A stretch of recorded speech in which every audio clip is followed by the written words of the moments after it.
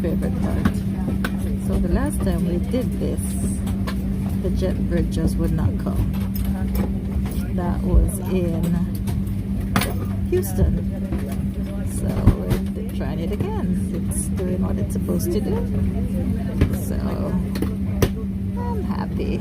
Afterwards, I just sign for arrival. Crash check is complete. Virgin Atlantic, right next to us.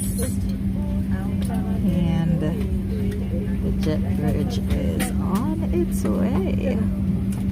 It's almost time to disembark this baby and get the other leg of the activity started. Yeah, it's raining.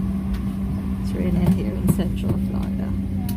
It's hurricane season, so it's expected. It's normal. And very soon we won't see the Jetbridge anymore because it's almost connected at the door. And I guess all good things must come to an end. Time for me to grab my belongings and say adieu.